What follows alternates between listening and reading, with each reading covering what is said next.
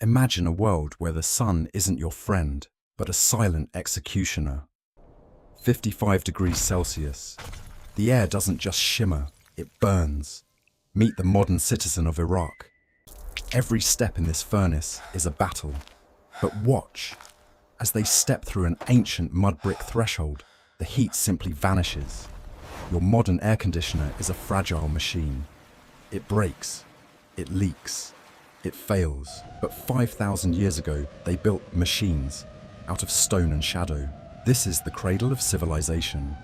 Beneath these shifting sands of the Iraq desert lie the bones of Mesopotamia, a land defined by fire and dust. Look at the ziggurat of Ur. It has stood for millennia.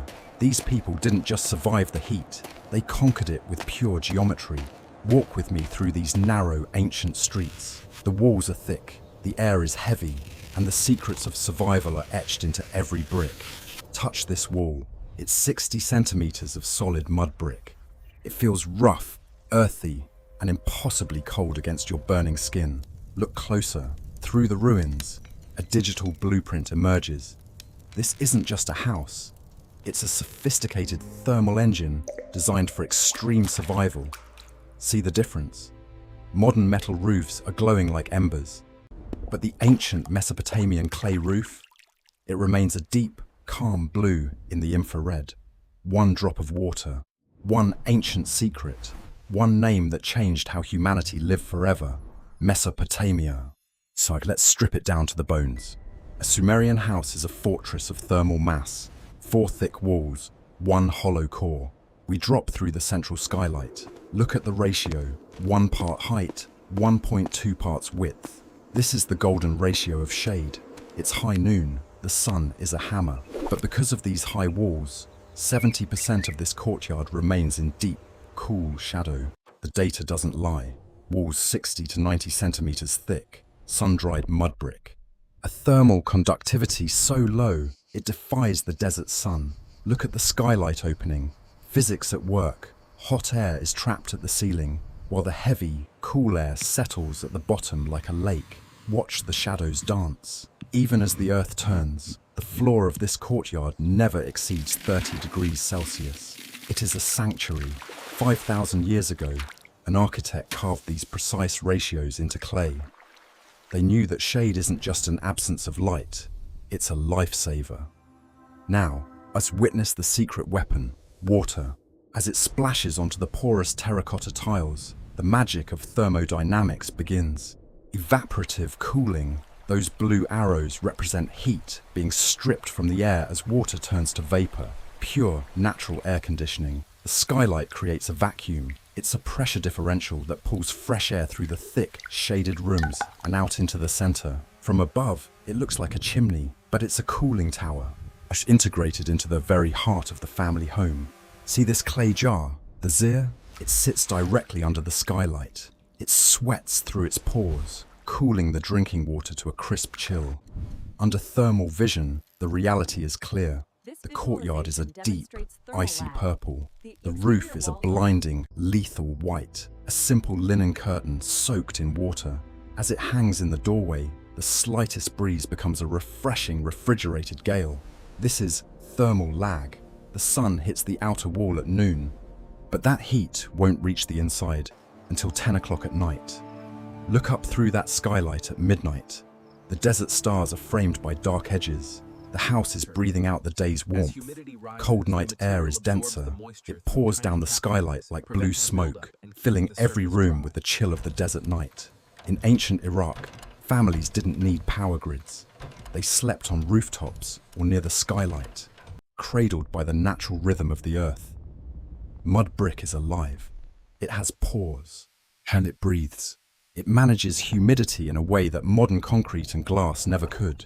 No electricity, no expensive parts, just the elegant application of physics to the art of living. Let's compare. A modern glass window is a heat trap. An ancient skylight is a heat release valve. Which would you choose to live in? The chimney effect is relentless. Hot air rises. As it escapes the center, it forces the house to inhale cool air from the shaded perimeter. Even when the wind is a scorching blast across the plains, the geometry of the roof creates a vacuum. sucking the heat out of the home. They went deeper, clay pipes buried 2 meters underground.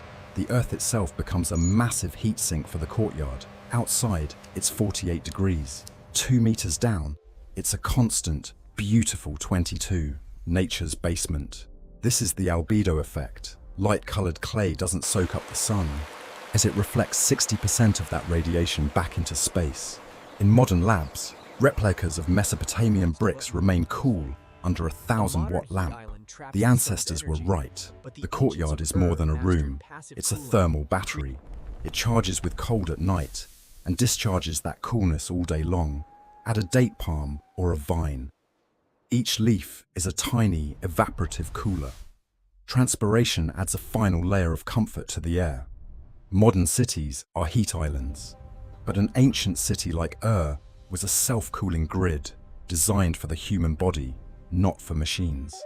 The narrow, winding streets fast filter the dust and the sirocco wind, slowing it down before it ever touches your door. Infrared analysis shows the courtyard acting as a heat sink, drawing the energy out of the surrounding rooms like a magnet. They built near the rivers. The Tigris and Euphrates provided the humidity that turned these courtyards into lush, private oases. Close your eyes, hear the flute. This isn't just survival.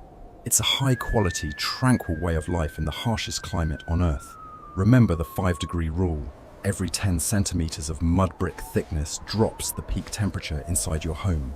Air flows like water. By understanding fluid dynamics, the Sumerians turned their homes into instruments that played the wind. Some houses featured wind catchers, primitive towers that captured high-altitude breezes and forced them down into the courtyard. Today, many in Iraq have abandoned these ways.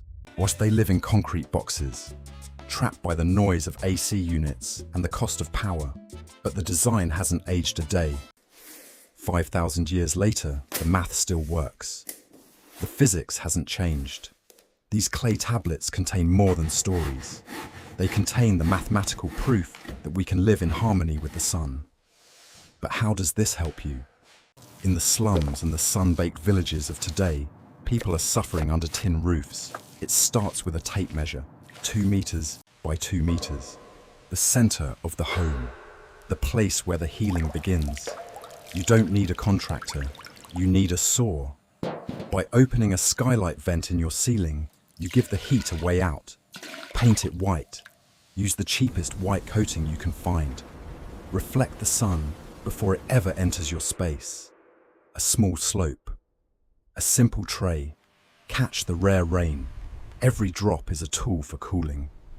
This is your passive evaporative cooler. A tray of water and a clay pot. It's low-tech, but it's high science. Hang screens filled with wet charcoal.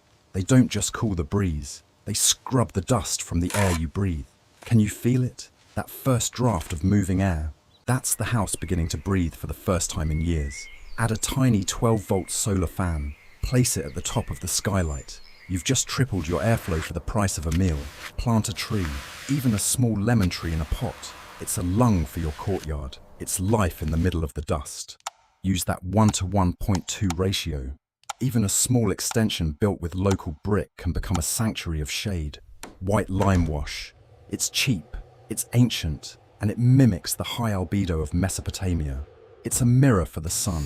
Look at the thermometer now, from 42 down to 32. That is the difference between misery and comfort. Master the night flush. Open that skylight at 3 a.m. Dump the day's heat and fill your walls with the chill of the morning. Look at this child sleeping. No noise of a fan, no dust from an AC unit, just natural cool air. Total cost, $50. The result, a life-saving environment that lasts for generations. In Iraq, neighbors are coming together. They aren't waiting for the power grid. They are building communal courtyards. Physics doesn't care if you are rich or poor. The same skylight that cools a palace can cool a hut. Even in cramped urban apartments, a vertical courtyard can be carved out to bring light and air to the darkest corners. He looks up through his new skylight. The sun is blocked, but the light is soft and the air is moving. This is victory. As the sun sets over the marshes of southern Iraq, we remember where we came from. This is the cradle of wisdom. From the Roman atrium to the Chinese Siheyuan, the world learned to live from the masters of Mesopotamia. Our future cities don't have to be glass furnaces. They can be ecosystems of light, shade, and moving air. The future isn't just about new gadgets. It's about reclaiming ancient wisdom. Reclaim the knowledge of Mesopotamia. We pull back. From one courtyard to a village to the planet. We have the tools. We have the history. We will survive. Thank you for watching. This immersive experience was brought to you by the power of AI storytelling. We use artificial intelligence to reimagine the past and entertain the curious minds of the present. The quest continues.